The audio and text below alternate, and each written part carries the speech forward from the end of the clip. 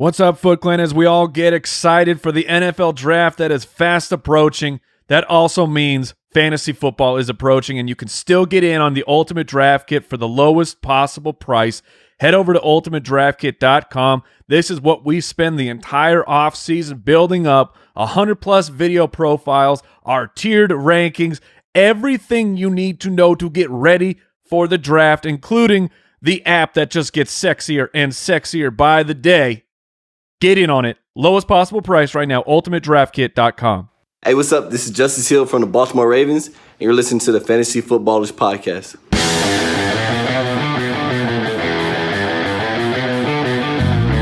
Welcome to the Fantasy Footballers Podcast with your hosts, Andy Holloway, Jason Moore, and Mike Wright.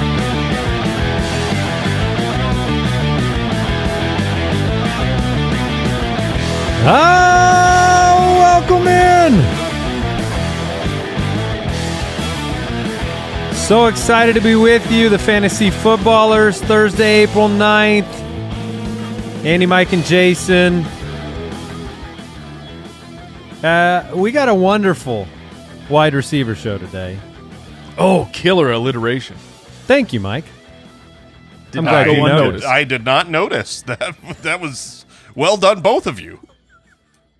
Quarantine check. How you guys doing? Any new developments in the, half acres, quarter acres that you're currently allowed to live inside of? I've started to give myself a 10:30 a.m. deadline for brushing my teeth. That's really wow. wow. It's just one of those things where it's got to happen, and you got to have a deadline, or the day gets away from you, and next thing you know, you go, it's 4 p.m. and there's a problem, and so we're all about finding problems and fixing them. Problem fixed. Yeah, that takes a psychological toll when you have to brush your teeth at 4 p.m. and just you don't feel good about yourself. You just lost. I can't believe you still do it at 4 p.m. I'm throwing the hat in on that one. I'll do it tomorrow. That's when I just go to sleep. I say, well, I'm this far gone. Good night, Napski. Yes. I celebrated my 14th wedding anniversary. Congratulations. Oh, and we celebrated by staying home. Okay. That sounds cool. Now, man. I saw an Instagram story, Mike. You can follow all of us, by the way. Instagram.com/fantasyfootballers. Mike is at FF Hitman, Jason at JasonFFL. I'm at Andy Holloway. But I saw a post. Now, you did not go and purchase a bouquet for your wife. You picked a bouquet for your wife. I did. Now, where did you find said pickable flowers? My backyard. Oh, okay. All right. Look, man, you got to use the resources you got. So I grabbed the scissors, I had it out, and made myself a bouquet. I think I speak for the Foot Clan when I say I'm most impressed that you have a bunch of flowers in your Yeah, backyard. me too. I was surprised. Look, you ruined her garden. Her whole garden is torn out. Like weeds that had cropped up. Got a bunch of dandelions in your bouquet.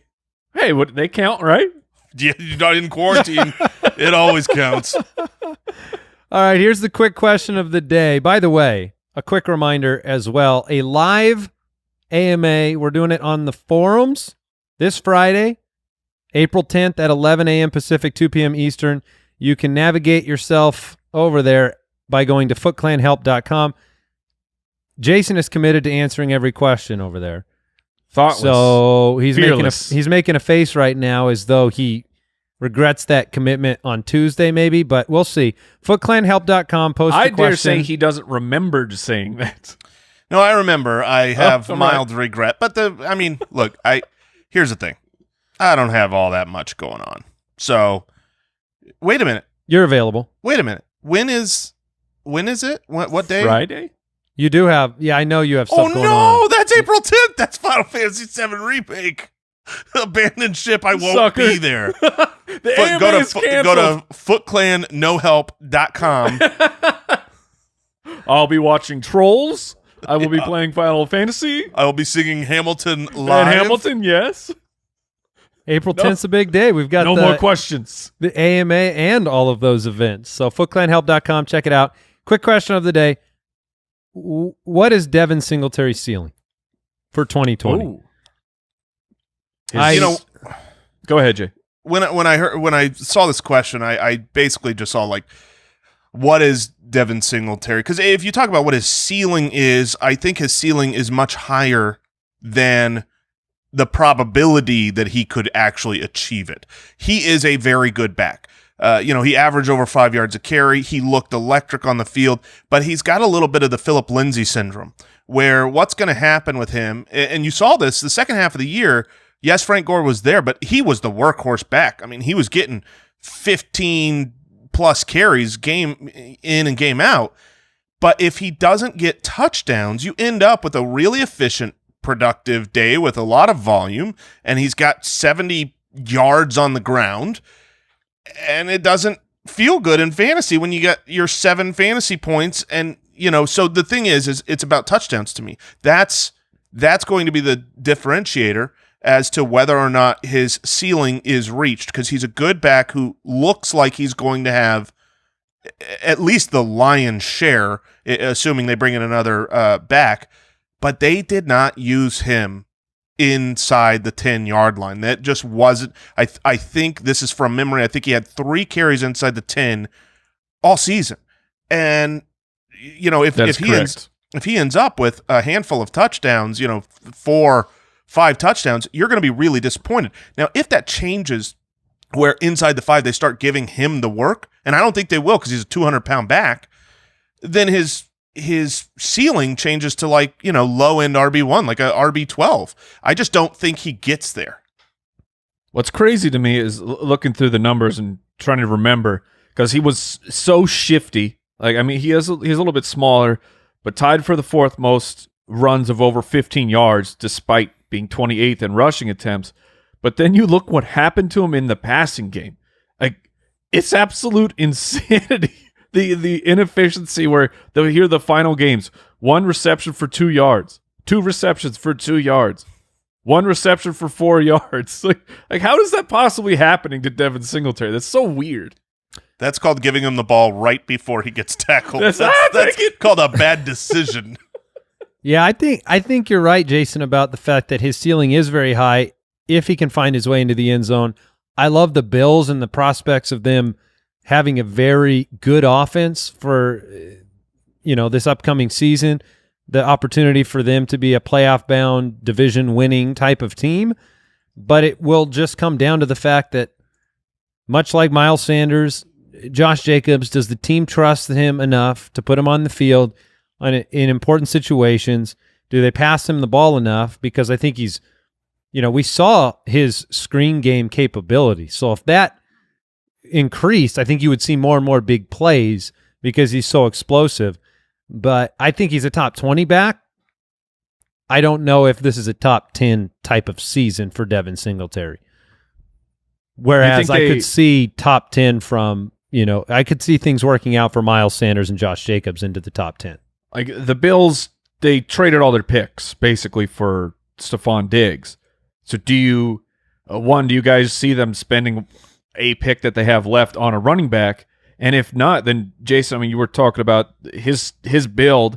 TJ Yeldon is still there, and TJ Yeldon is a larger guy. Like TJ Yeldon's a 220-pound running back. You feel like he's going to slip in here for the goal line carries like Frank Gore had? No, I don't think so. I think that if it stays status quo, Singletary will get the opportunity. It's funny, on my college scouting last year on Singletary, I remember thinking if people would use him as a goal line back, I think he'll be very successful because he usually makes the first guy miss. If you just need a couple of yards to get in, he's very shifty, but people get very pigeonholed into the big, strong back that can just move the pile 2 yards.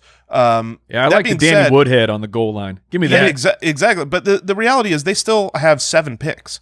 They traded their first, but they've got I think a couple of 2s, or they have plenty of capital to get a running back, and I fully expect them to get a bigger bodied running back as a Frank Gore replacement in this draft. I don't think they'll pick one up in the draft. I think they'll get one through free agency, and you'll end up with a similar situation. Gore has a certain level of goal line respect that he has achieved for whatever reason, but I think we're all saying the same thing. I think Singletary's a very talented back. It'll come down to opportunity and touchdowns.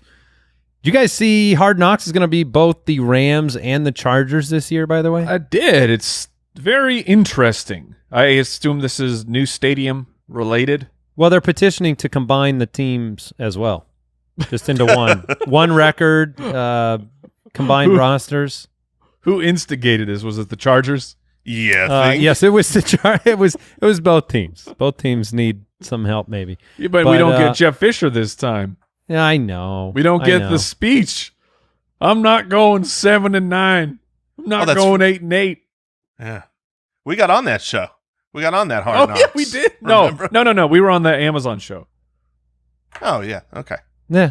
I thought we got on to. I thought we were on the thought Hard we were Knocks on Hard as well. Knocks. Was it Hard Knocks? I think Yeah, it was. I It think they was. put a clip of me bashing Jeff Fisher. Yeah, they did. They had Jason featured bashing Jeff Fisher. We'll have and then- our people look into it. And then Jason ended up following that up by dressing up as Jeff Fisher for Halloween. Yeah, baby. So what else is going on? We know that the NFL's going to be doing a very interesting, potentially technologically challenged draft, but we're all looking forward to it. You guys just want to jump into the wideouts? Yep. Wide receivers. All right, we just did 2 episodes, our early running back consensus rankings. It was a lot of fun. We're jumping into the wide receivers now. Number 1 is Michael Thomas. Shocking. Shocking, right? I think we know what Michael Thomas managed to do last year, break the all-time receptions record, 149 receptions, 1,725 yards, 9 touchdowns, 185 targets. Yeah, it's ridiculous. He was incredibly consistent, and he did it in a season in which he did not have Drew Brees for the full duration, which is incredible. And he was still great with Teddy. Yeah, he was. He wasn't the same level, but he was good. And we've heard that stat that, Michael Thomas would have outscored Odell Beckham Jr. if you only counted his home games. That's how good of a season Michael Thomas had. But I did want to go look at the previous reception leader, Marvin Harrison, and his special season, because I was curious about where Harrison went after that point. Sure. We've and it seemed familiar to me in the sense that we've seen the 50 touchdown years from whether it's Mahomes, Peyton, Brady, and then, these are very special seasons, but they're record-breaking seasons. And last year you saw targets for Michael Thomas jump from 149, 147 to 185. So that's a very significant jump. And then I look back at Marvin Harrison's record-breaking year. He had 205 targets that season, which is incredible, 143 receptions. But he dropped from 142 receptions down to 94 the next year, and he actually never, despite having another 10 years or whatever it was, he actually never broke the 100-catch mark again. And I'm not saying that Michael Thomas is going to imitate that, but that's more of, not a reflection on the talent, but just on the reality of breaking records, special seasons. We know his catch rate is ridiculous. He's been at 82.5% averaged over the last 2 years with Breeze, and I don't expect that to change at all with Breeze back. Over the last 2 years, that's the highest catch percentage of any wide receiver with over 100 receptions. I looked at the same thing, Andy, because I wanted to see if there was any trends we could glean from that. But there are guys like Antonio Brown, Julio Jones. You can want to go back even a little bit further, like Chris Carter. Guys sustain their high level of receptions. It happens. And so I was trying to figure out, okay, how is it possible if Michael Thomas doesn't hit that mark? Let's try and be the devil's advocate at least. And the question is brought up of Emmanuel Sanders is now on the team.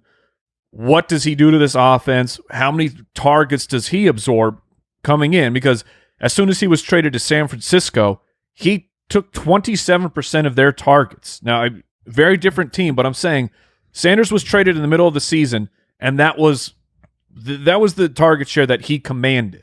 Now, on the Saints, last year, Michael Thomas was insane. Alvin Kamara, near 100 targets, and Kamara will be there again. It's the third option. Last year, it was Jared Kuek, who had 11% of the targets. Still funny, by the way. Yes. It's really hard to give it. I don't understand what's funny. Jason is the best at throwing it out and moving away unfaced. Jared Kuek. So 11% of the targets. 2 years ago, when Michael Thomas was still insane, Ben Watson was the third option, 9%.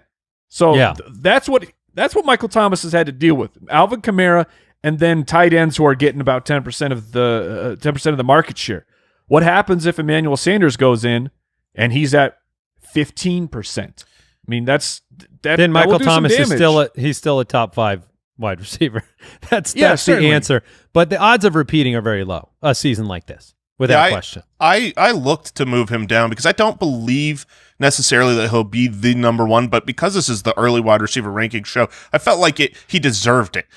After the season he had and, really Emmanuel Sanders being the only one to come in here and cause problems. Now, when we stat everybody out for the Ultimate Draft Kit and we actually break down, well, how many targets will Emmanuel Sanders have? How many passes is Drew Brees going to be able to throw? And what does this, what does this mean for Michael Thomas? I'll bet he doesn't end up as my number one, but this was honorary because he just had a historic season. And if you were to take him number one overall at wide receiver, not number one in the draft, but the first wide receiver off the board, I don't think you're going to be disappointed because his baseline is so high. His, you talked about his catch rate, Andy, just being astronomical, but of his 180 targets, 155 were deemed catchable. So his true catch rate was 96%. I mean, he's absurdly great. He's good. Yeah, solid point. Hey, at the end of the day, I wanted to ask this question before we move on. What's the percentage odds you would give him finishing at number one? Because I know that, the variability, other receivers stepping up. Is this a 50-50 shot for you? Is this no, that's way much too high. lower? Okay. Yeah, it's in the 20s just because I think there's easily 5 players that could finish number one. So, if you say what's the percentage chance of the next few we're going to talk about finishing number one, it's probably near the 20s. And Yeah. my last point here, against Michael Thomas, Drew Brees was passing at a rate that we haven't seen in a long time. Like his actual 16-game pace was 597 attempts. To put that in context, 2 years ago it was 489. Before that, 536. So Brees was just having to throw the ball a whole lot more. So we'll see if that continues or not. The nice thing is that his record-breaking statistical performance last year was in a more predictable category. What we've seen from Michael Thomas for multiple years: high catch rate, low yards per reception. It wasn't on the basis of a 17 touchdown type of season. Like he had 9, and I probably wouldn't bet on him having fewer than 9 touchdowns again this year. That seems reasonable, even if Kamara runs in a few more, whatever the case may be. Number 2, we actually have Julio Jones. Julio Jones is our consensus number 2 wide receiver. But Andy, isn't he getting old? Yeah, I mean, we are all getting old, Jason. We're all getting older. I didn't ask that question. Why are you responding to me? That was the public Oh, opinion. I'm sorry. you. Yes. Jason has him at 2. Mike and I have him at number 3. He's averaged 161.7 targets over the last 6 seasons. I don't know if we need to tell you about Julio Jones. I think we need to talk about whether this continues on the basis of that inquiry from the voice of public opinion, which is, is there any cause for concern, regression, those type of things? I don't think so this year.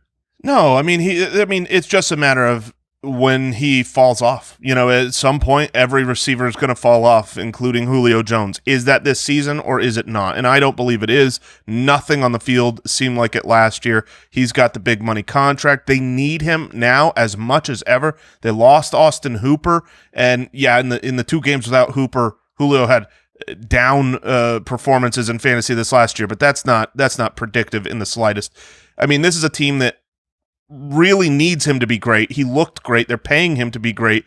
I still think you're going to get the same old Julio, and so when I put him number 2, I think you're going to get more of the same of the last 4 years, which is a top 5 wide receiver guaranteed. Yeah, that's what I was going to throw out is I haven't seen anything from Julio that I expect that the play will fall off. And Austin Hooper was responsible for 14% of the targets, even with all the games that he missed. So is it possible that we see Julio Jones back at the 170 target range again? And I think that's in the range of outcomes. This isn't just Hooper's all of Hooper's targets are going to Hayden Hurst, like lock that in. Like Julio could actually see even more volume than he did last year, which is because he's done it before. It's just insane to think about the things that he has accomplished. Julio Jones, since 2015, has finished as the wide receiver 2, 6, 5, 5, and 3. He's just as consistent as it comes.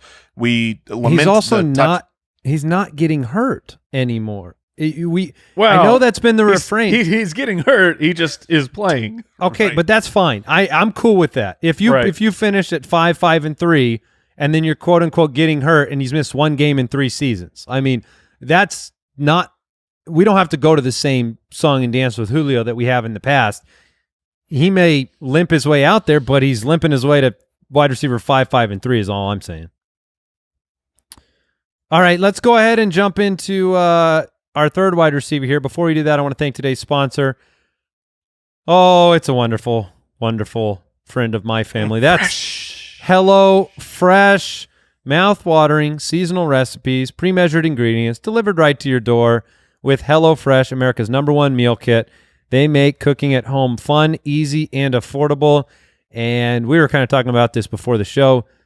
It's just been great getting the HelloFresh. We do it 3 times a week, and it's some variety. It's fresh produce. It's fresh ingredients. It's something different than I can't have peanut butter and honey every single time. Let's say there's only so many chicken nuggets a man can eat. That's what I'm saying. And they cut out all that stress that comes with meal planning, because the other side of the coin is I've got to figure all that stuff out and go shop for it. Not the case with HelloFresh. They cut all that stress out.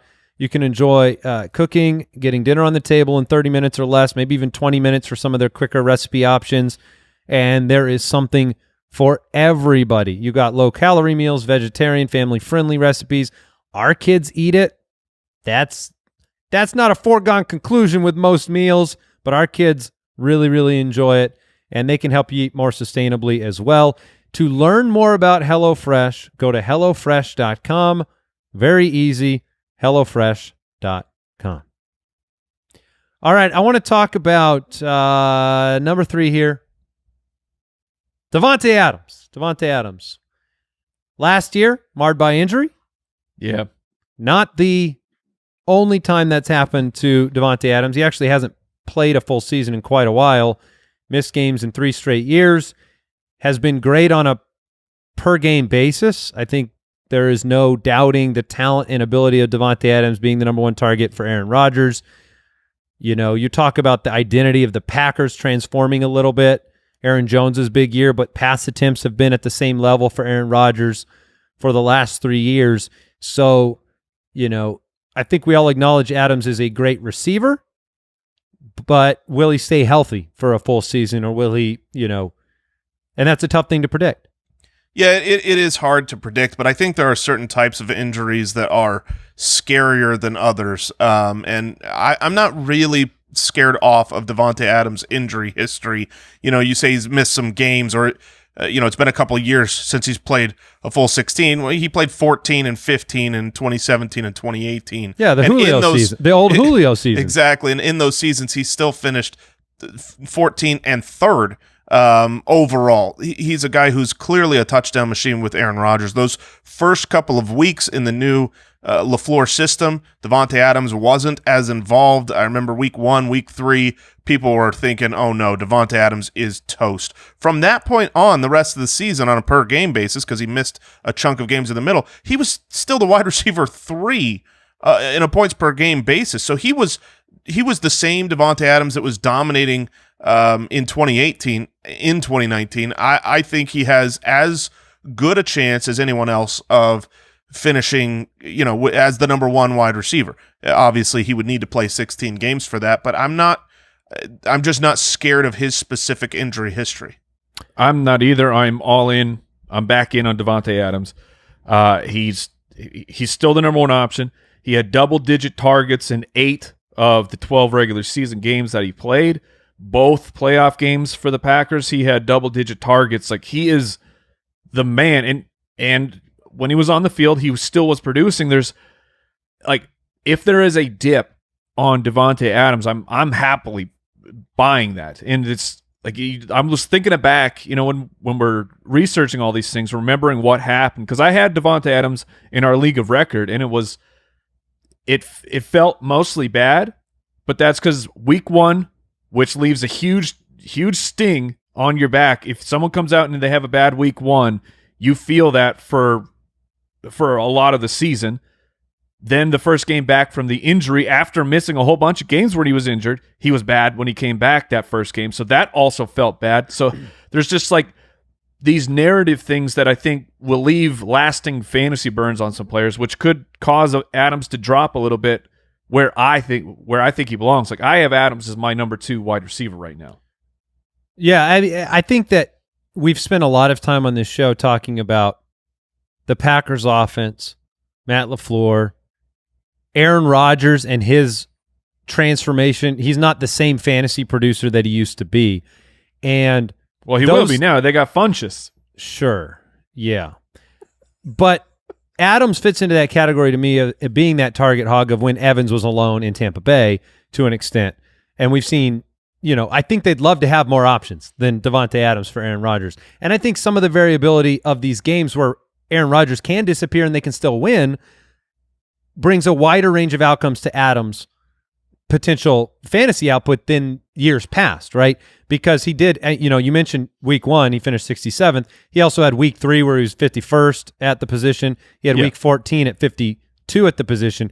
Those are not what you saw from Adams in 2018. So I think because of the transformation of the offense, you have a little bit of a wider range of outcomes.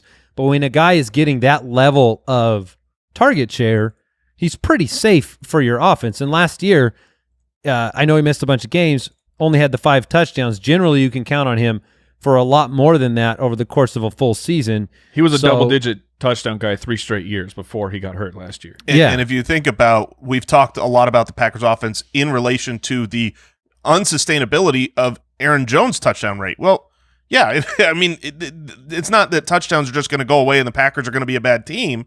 It's they might not all go to Aaron Jones next season. And so, yeah, I think Davante Adams, I will certainly be statting him out for double-digit touchdowns again. All right, number 4 on our consensus wide receiver rankings is Tyreek Hill of the Kansas City Chiefs. Number 1 overall fantasy wide receiver in 2018. Last year, injured, banged up, disappeared at times, didn't get the 50-touchdown season for Patrick Mahomes. Mahomes was injured.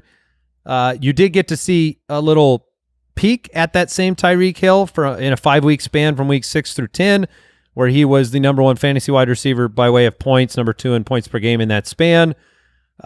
He's 26 years old. He's on the best offense in football, and there's a level of consistency with Tyreek Hill being a part of the Andy Reid offense, them returning 10 of 11 starters.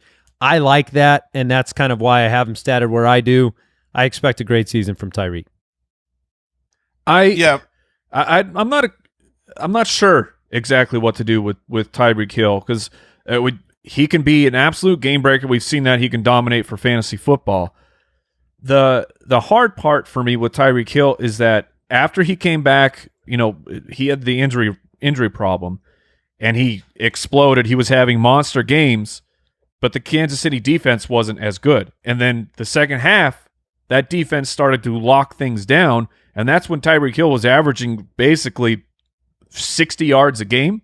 And that continued all the way up until the Super Bowl is when you finally saw Hill have a game over 100 yards, breaking out of that 60 to 70 range. So while I'm happy to have Tyreek as my number 1 wide receiver, he won't be my first choice. I hope I'm making sense. Like if I've got Adams and Julio on the board, I'm not even considering taking Tyreek. He doesn't fit the avatar for your wide receiver 1 that you prefer for your team. Yeah. Is that what you're saying? Because he's less consistent than other receivers, he has big blow-up games, but he doesn't have the same target totals? Right. Yeah, I think you bring up a good point with their defense locking things down, them not necessarily needing to always score at will. And some of the things we saw last year during that stretch, those final 7 games were rough for Tyreek in fantasy. Yeah. That was when he was healthy and back out there on the field. And during those final 7 games, he was the wide receiver 41. But if I had to bet whether or not he's going to be game scripted out, because every now and then you just have, Sammy Watkins got a 80-yard touchdown pass. Well, the drive's over. Nobody else gets fantasy points. Those things happen on the Chiefs. But if I had to bet whether or not Tyreek Hill stays very inconsistent like he was this last year, big blow-up games, big disappearing acts, or is like he was the previous 2 seasons where, over those years, what was he, wide receiver 4 in 2017, wide receiver 1 in 2018, I'm going to take his upside. I do agree. Yes, I do agree with Mike that he is. I think you said it well. Like, I would be super happy with Tyreek Hill as my wide receiver 1, but I'm not going to take him over the guys who are such the clear and only option on their team. The same way some of those guys we've talked. Julio, the other 3 guys, they're the clear number 1 with a really distant number 2. And here you've got Kelsey as a good option and plenty of other speedsters who can just end a drive in a minute. Yeah, it's a fair discussion. I have him ranked at 2 because that's where I think he'll finish fantasy-wise. But from a preferential standpoint, if you want to go with one of the bigger target, higher reception total guys, I get it. Tyreek had a very significant injury last year. And even though he came back from the injury, we all saw him go. Jason, you had him on your roster. We saw him go down multiple times where you thought, oh, no, he re-injured the same thing or limps off. He kind of gets carried off the field and you're like, oh, he's done. And then he's back. So the offseason should do him well in that regard, and that'll help get him out there to begin next year. Number 5 is DeAndre Hopkins of the Arizona Cardinals. We hope. Oh, get out of here. Hope. It's done. Look, all you people, the physical hasn't happened. Hopkins is on the Cardinals. Like, just let it happen. Yeah, he is. Let it wash over you. He's finished as the wide receiver 1, wide receiver 2, and wide receiver 5 over the last 3 years with 174, 163, and 150 targets. I wanted to look at the passing volume of Houston and Arizona last year. They were both middle of the pack in terms of pass attempts per game, and they were actually back-to-back. So very similar. Cliff Kingsbury came in and increased what Arizona did on offense tremendously, but, trying to find, a way to predict what Hopkins is going to do transitioning to Kyler Murray, where did you guys end up? Yeah, for me, it was one of those things where initially you come over to the Arizona Cardinals, you assume he's not going to have the same target volume that he's had. And he's had that target volume not just with Deshaun Watson, but with like 150 quarterbacks in his short career. Because was Brandon Weeden part of that equation? Everybody was part of that equation. And it's Case Keenum. Lo and behold, when a quarterback is there, they say, that guy's good. I'm throwing him the ball. And if you really compare Christian Kirk and Larry Fitzgerald to the options at 2 and 3 that Houston had, it wasn't always healthy. But Will Fuller, I mean, who's the better wide receiver? Will Fuller, current Larry Fitzgerald, current Christian Kirk? There's a discussion to be had. Sure, I think Kirk and Fuller are probably not too different, right? And Kenny Stills there. So I do think that Hopkins will retain his large market share in a good offense with a quarterback who, was already, I believe, the quarterback 8 in fantasy this last season. As a rookie, will certainly go up in the touchdown category. I've got him a little lower than you two have him, but I still think he's a top half wide receiver 1. Mike, 150 targets over under this year for Hopkins. That's what he had last year in 15 games. It's also the number he hasn't seen fewer than 150 targets since 2015. And you saw in Arizona, Larry was over 100, Kirk was over 100. I don't think that Hopkins can get to the 150 target area. Like, he will be the alpha of the wide receivers for Arizona, and I'm betting on the talent. And I think that some efficiency things can happen between Kyler, who's very accurate, and Hopkins. But he won't be seeing 150 targets. If you set the threshold, let's say over under 130, I think that's more in the line of it would be tough to make that call. There have been, we talk a lot about wide receiver switching teams, free agency versus trades. One name that did pop into my head when you look at upper echelon performances changing teams was what Brandon Marshall did a handful of times Marshall went from Denver to Miami, followed up 154 targets with 146. He was obviously the alpha. When he went from Miami to Chicago, he jumped up 50 targets from 141 to 192. He jumped up from Chicago to New York from 106 to 173. I think we all agree in a very unbiased fashion with every fantasy owner out there. We acknowledge that Hopkins is a target hog. He's going to demand the ball. 140, 150 targets, I think, is what you can expect from him. He finished as the wide receiver. You have him up there? You 140 to 150. Yeah, I think he could get close to it. But last year he finished at wide receiver 5 with 7 touchdowns on 150 targets in 15 games. So putting him at the 5, 6, 7 range feels like a very safe, conservative ranking, considering this was the wide receiver 1 and the wide receiver 2 in back-to-back years with higher target totals. Yeah, that was on the back of double-digit touchdowns as well. I don't think he'll have that in Arizona year 1 with Kyler Murray. So I think where we've got him here in that 5 to 7 range is perfect. Chris Godwin comes in at number 6. Godwin last year, first 6 weeks, best fantasy wide receiver out there, finished the year as the wide receiver 2 overall. It would be easy to kind of glance at his consistency and say, well, his second half wasn't quite as good as his first half, but his second half was still really great. His first half was just unconscious. His first half was good enough that he still finished as the wide receiver 2. Yeah, his big games were that big. 24.2 fantasy points per game through the first 6 weeks. That's and 115 reception pace. It dropped down to an 86 reception pace over the second half of the year, and he was like 16 point something points per game. But he was obviously dominant. Now, it's rare, though, to have a brand new quarterback coming in to the system, and you look at what Tampa Bay did last year. They threw the ball almost 40 times a game. That was 4th most in football. Do we really expect Tampa to throw the ball that much again this year? And do you expect Godwin to deliver the same type of season? No, I think they're going to throw the ball less. I believe that they will have fewer passing yards total than they had with Jameis. They're going to be a better team, though, and maybe a few more goal line opportunities.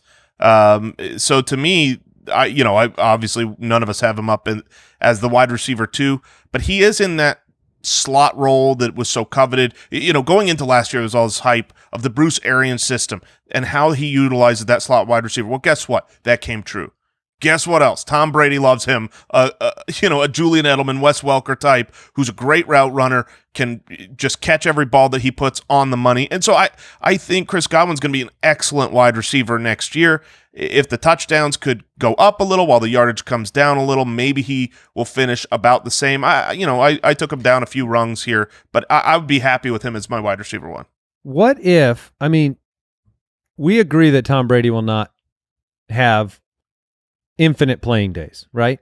He'll be 43 when this season starts. So I don't think I can agree to that. I don't know what deals with the devil this man has made. He had his worst statistical season in a while last year. Yes, he did. So is there the possibility, and I don't want to put the fear of God into all Buccaneers fans with those new uniforms. I know they're expecting big things. But one of these years, the wheels are going to fall off the Tom Brady mobile. And that variability, does it factor into how you look at their pass catching options, or do you bank on the past when you look at a 43-year-old Tom Brady? Oof. Yeah, and that's the challenge. We know one person who wanted off or I should say, didn't necessarily want off the mobile, but didn't really try to keep his ticket, which is Bill Belichick and the New England Patriots. I know I know that Tom Brady's like, well, I'm moving on. I don't care about legacy, blah blah blah. But if Belichick believed that Tom Brady was 100% the answer, Tom Brady would be on the Patriots. That's what I believe. So maybe we buy into that. I think Brady has enough left, and it's such a good offense that Bruce Arians crafts for fantasy players that I'm with Jason that Chris Godwin, I would be very happy to have him as my number 1 wide receiver. Do you still remember noodle-armed Peyton Manning's final? Oh, His final season. Oh, Peyton Manning, that was when painful, man. when it After a fell off, 39 touchdown season, puts up Oh, nine touchdowns in 2015. he is the poster child for when it ends, it ends. He was so unbelievably bad. I think he tied for the most interceptions that year, despite not playing a large chunk of the season, and he also is the that was reason. rough. 9 touchdowns, 17 picks. Go on. Yeah, 9 touchdowns, 17 Dude, I forgot picks. it was that bad. Oh, man. And I don't look. I think you guys are both right. I think Brady's got another season. You didn't see, I brought up Frank Reich scouting him, liking what he saw in film, but it will. I mean, it is going to happen at some point, Right. and it's going to be intense pain for all of the fantasy owners of all his weapons when it happens. That's all I'm saying. Oh, for sure. You've got to value the risk in your draft. I guess it's very narrative-y, which is not where we usually want to live. But I have a hard time it's a believing. great place to be. Yeah, Meredith Street is fun. Well, it's certainly There's great fun, shops. but I just have a hard time believing that Tom Brady will change teams and go to a new team and not do everything imaginable to be great at least this year. And it's hard to bet against the GOAT. So You're talking about getting a new birth certificate. I see what you're saying. I obviously it will end at some point and it will be bad. Maybe Tom Brady is now 39 years old. right. Something has happened. I mean, when Peyton went bad, he made Brock Osweiler a lot of money because Yeah, he did. Brock looked so good. It's like What's his name again? Brock Osweiler. Okay. All right. I just wanted to hear Just it confirming. again. Just confirming. All right. Weiler. Number 7. Oh, yeah. So smooth. I find myself falling more and more and more in love with Kenny G, Yep. especially on that note. Oh, listen to that sustain. Last year, Kenny Golladay, 65 for 1190 and 11, which I believe was tied for the league lead in pass catching touchdowns. There were only 2 wide receivers with double-digit touchdowns last year, 3 pass catchers. It was a very down year. Yeah, well, Mark for Andrews, touchdowns. Kenny Golladay, and who was the other receiver? That is a great question. I believe it is Cooper Kupp. I will look I'm that Ron up. Burgundy. I'm Ron Burgundy. I think you might be right. Mike and I have Kenny Golladay at 7. Jason has him at 9. Last year, he didn't have Matthew Stafford for the entire season. Still finished as the wide receiver 6, which you kind of just shake your head at him overcoming that situation. David Blau. David, yeah. Blau. With Stafford, he was on a 70 for 1280 and 14 pace. Without Stafford, 60 for 1108. So he really didn't lose much off of That's it. amazing. It just if you was an remember- offense that didn't get closer to the red zone as often. If you remember the specific games, though, when he didn't have Stafford, so much of it, I mean, obviously, very it's- hit and miss, big play. Obviously, it's skill because these are NFL players, but it was such a lucky bailout of just this crazy roll around, scramble, and just bomb it down, and he got a touchdown that bailed out a game, and which I mean is great. I don't think a lot of people were playing him for some of those games with Blau. We were But terrified. it speaks to your point that if he can get it done with a bad quarterback, and Stafford is able to play a full season here with that bad back, shouldn't he be higher than I've got him at 9, and I have a hard time moving him higher than that. But let's just compare him to the aforementioned, the risks with Chris Godwin, and I start to think to myself, well, what's the upside of both of these guys? Whose ceiling is higher? And I think Galladay's ceiling is higher, and they both carry a little bit of risk. Having been that, I don't think Golladay is really. I don't think he's proven it yet. That's where I feel. Whereas Chris Godwin last year proved it, and I know he finished as a good fantasy asset. What? Mike, Golladay turn hasn't your head to proved this it? direction at the same time, Mike. Right here. This is where you need to be. for that. And that's what I feel. And so I realize he had 1111, and so you say, well, he's done it. He's broken out. For some reason, when I watched the specific, the way that it came, I just wasn't bought in. You had Marvin Jones missing a lot of time. Judge Giamatti, you know more than any of us about the burden of proof. Has Kenny Golladay provided the burden of proof with a wide receiver 6 finish with half a Stafford? Oh, yeah. Oh, Matthew Half- yeah. Just Matthew like a Halford. judge would say, oh, yeah. I love Kenny G. So Stafford played through the Oakland game, so 8 games, and up to that point, let's see what Kenny Golladay had done. Let's see, we got 4 games over 100 yards, at least 1 touchdown in 6 of those games. Like, Kenny Galladay's a beast, man. Just accept that. Let me try to Like, change your mind for a minute. You're blowing my mind. Now we're having an argument I can get behind. Like Chris Godwin. That was the first time we've really seen something from Chris Godwin. We've seen Kenny Golladay have multiple good seasons. Yeah, I mean, look, what you're saying is factual. It is not wrong.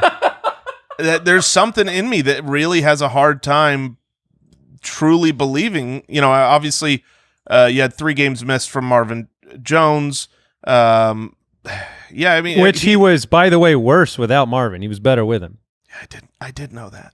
I did actually know that. So I mean, look, strong arguments, and you know, when we're talking through this and getting a little deeper on the players, if I was on the board and I'm looking at, you know, Chris Godwin behind Andy and or Kenny Golladay behind Andy, I'm gonna take Kenny Golladay. So I need to adjust my rankings. So when you look at Golladay and you look at Evans and Godwin, that's what I was going to bring up is kind of confidence levels on taking a Golladay alpha secure versus, you know, it's not like Evans wasn't an absolute beast, and we can move on and kind of talk about them together for a second.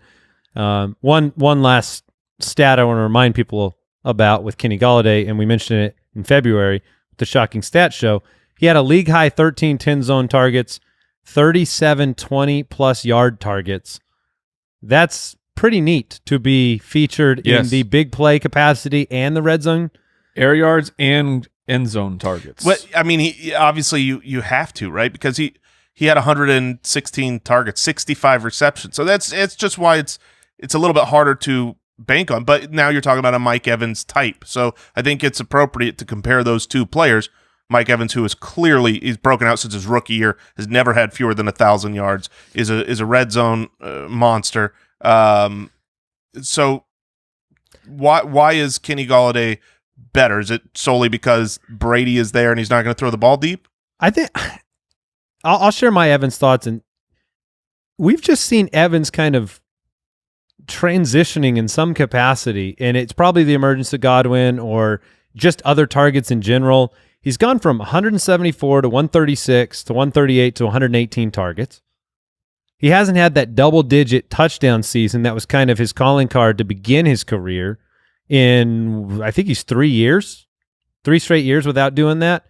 It just seems a little different to me. Wide receiver 18, then wide receiver 8, then wide receiver 12. Is Evans, have we seen Evans' best? Let me ask you that. Have we seen the best of Mike Evans' career now? Last year, 67 for 1157 and 8.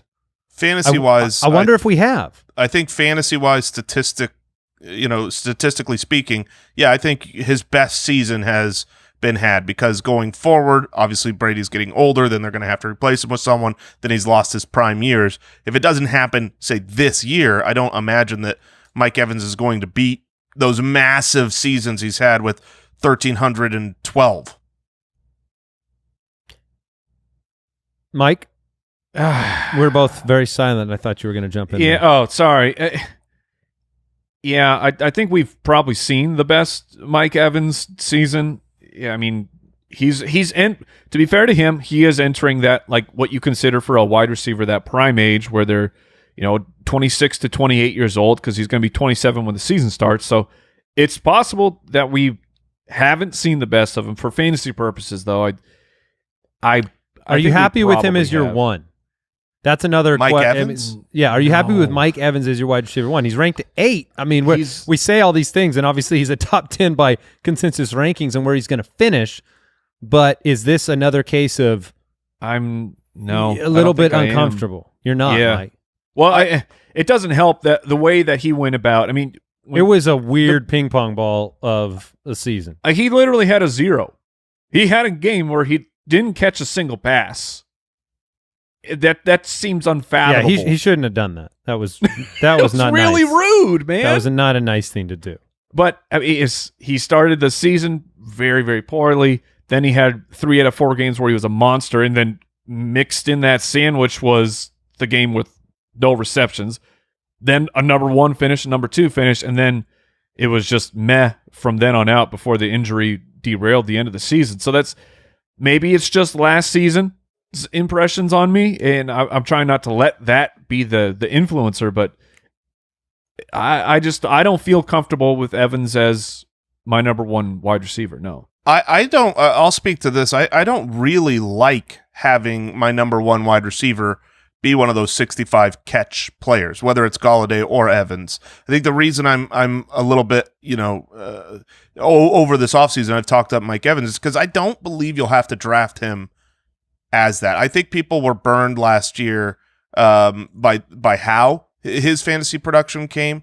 And the fact that he was now the number 2 on his team, and now Brady coming, I think there will be a lot of things that push Mike Evans down where you can draft him as a 2. And if I can have Mike Evans as a 2, a big blow up potential with a high volume guy as my 1, that's a strategy I would prefer. Whereas Golladay, I expect Golladay will be drafted ahead of Mike Evans, and you'll have to draft him as a 1. I'll speak for myself, and I don't know how you guys felt. I know we went through and we gave early rankings individually up to probably wide receiver 40 or so when we built out our consensus rankings. I felt like there was even more of a disparity from the very top to the question marks surrounding guys from about 5 or 6 on. Because you're talking about, if Evans is in that variable category with Brady coming on board, Golladay, low reception totals. We're going to talk about 2 more guys today. Amari Cooper, who I know Mike has his questions. Yeah. We all have our questions. I mean, that's ridiculous to say just Mike, because Cooper went from the wide receiver 3 in the first 10 weeks to the wide receiver 43 over the last 6 weeks. But even DJ Moore sitting at 10 on our consensus rankings, that's where you start to see us individually have a wider range of opinion about these guys. I just feel like I have a little less confidence in the upper echelon wide receivers this year than I did last year. Am I alone? No. I had the exact. You're speaking my thoughts as I went through and ranked these guys. Once you got to 8, 9, 10, it was one of those things where I was looking at wide receiver 16, 17, going, man, who would I take here? A wide range of guys saying this guy could be better than DJ Moore. But eventually you've got to rank them. It's probability. That's what the rankings do. Yeah. So, when we talk about Amari Cooper, everyone wants to know how low does Mike have him ranked, because Mike is not a believer, but Mike is going to say the 100% right thing. I'll cede the floor. As he cedes the argument of where he's got him ranked. I have Amari Cooper at 10 because just like last year, I concede the fact that Amari Cooper will probably, in the final rankings, be a top 10 wide receiver. He might be a little bit higher, but every single year, it was really funny to see another analyst express these thoughts, and then maybe he took it too far on Twitter, got really, really mad at him. You didn't just call Rex Ryan an analyst, did you? I did. Oh, okay. What would you call him? I don't Former know. A Rex Ryan? He's in his own subspecies or something. We have a host. We have an analyst. Here's Rex Ryan. That's right. And he's That's awesome. what I'm saying. Yeah, I'm not. What did he do? He called him a turd. Yeah.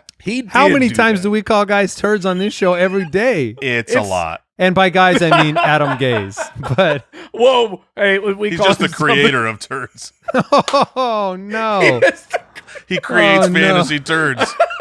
If you know what I'm talking about, Mr. Beehole. I guess he really does. Yes, it's all coming together. But so it was very, very interesting to see someone on TV kind of sharing the same thoughts where Amari Cooper is excellent for half a year. He disappears for maybe not just the second half, but a half of the year he disappears, and it happens every single year, and there is an excuse every single year. I'm done for with the Amari Cooper. excuses. I'm done with the excuses. That's Are what. you? All right. Yeah, I am, because he will have a very strong season. I have him at 8. He will finish there. But it will not be without pain. It will not be without suffering. That is the Amari Cooper experience. And if anything, Rex Ryan pointed out the truth that he did it in 2 different places.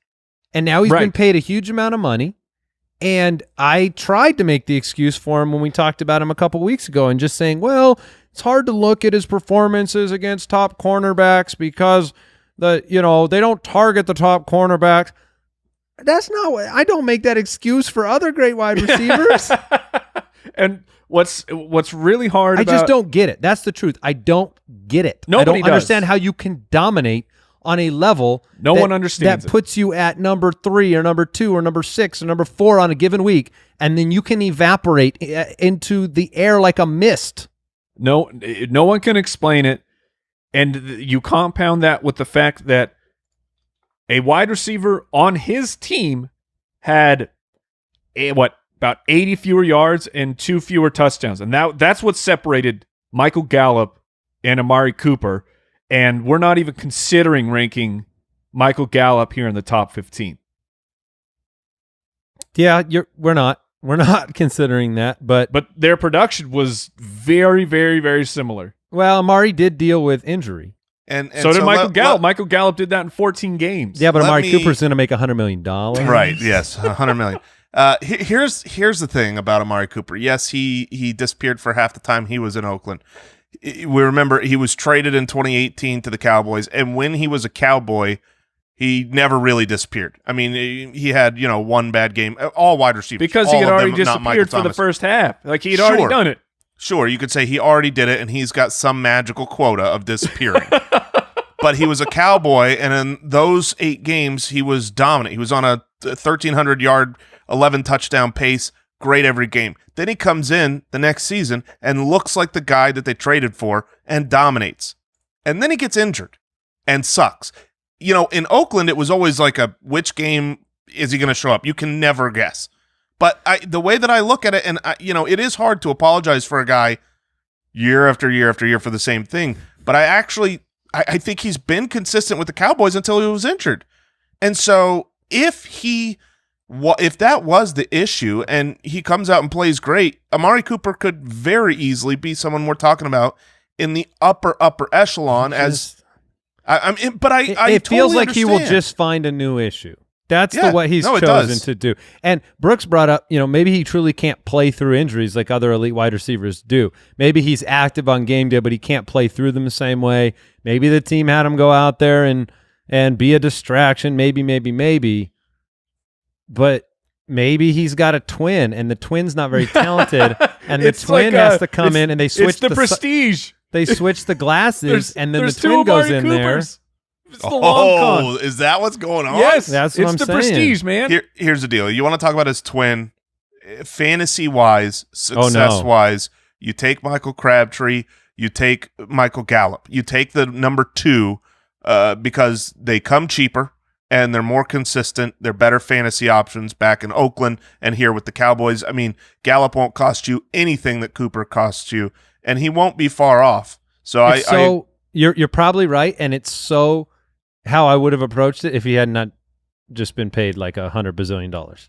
yeah. Like, that is distorting my view a little bit, which is narrative, not production. But The total snapshot here of Amari Cooper and his twin, week 5, 226 yards, a touchdown. Week 6, 3 yards. 3 yeah, yards. that's not as many. Week 7, 106. Like, how does that happen? If you are a $100 million wide receiver, how can that ever happen? Well, he wasn't a $100 million man yet. That's a fair point. Now it's all gonna get fixed. Hey, why aren't you talking about this with Mike Evans? I mean, he had the 0, so Isn't he, a disappearing act? That's what we were saying. Is If you do that I'm not for comfortable multiple with Evans years- as my one. Yeah, if you do that for multiple years at a time, then you start to get people calling you a turd. That's what happens.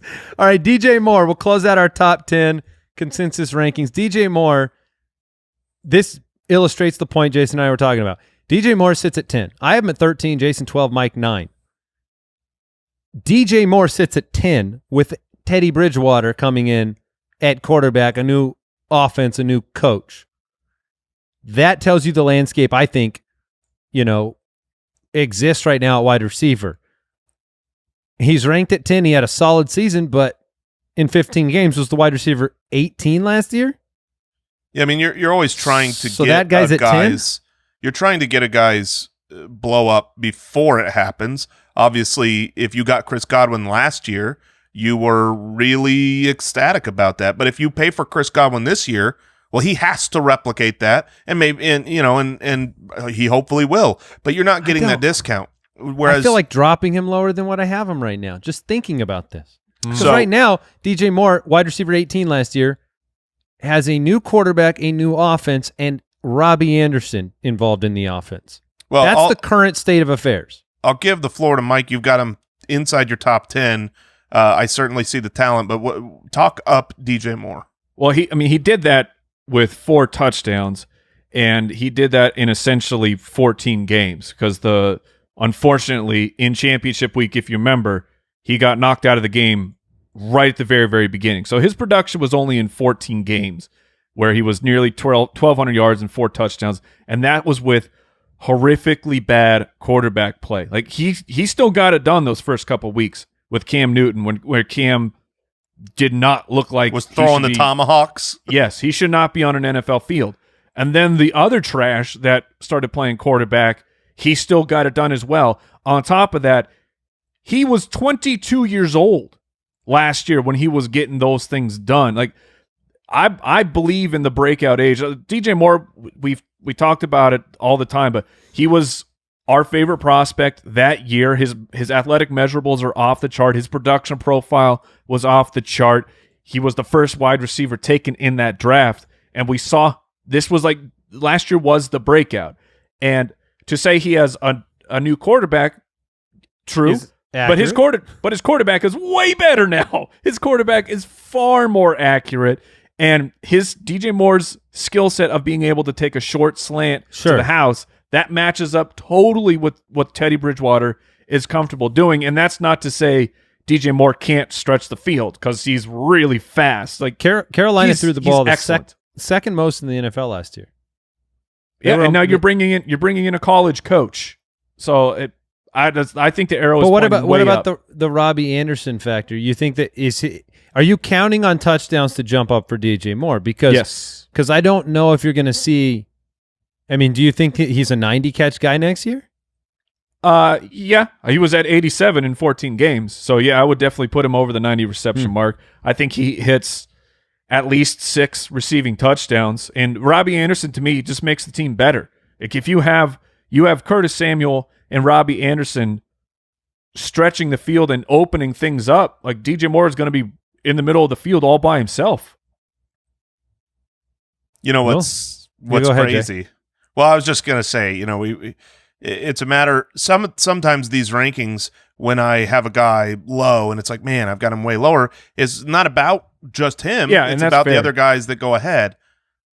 But there is a name that we are not talking about on this episode. We'll get to him quickly on the next episode. That I'm sure some people are out there going, "What? Where's the superstar? Where is the catch? Where is he? He's not in our top 10." Yeah, he's not.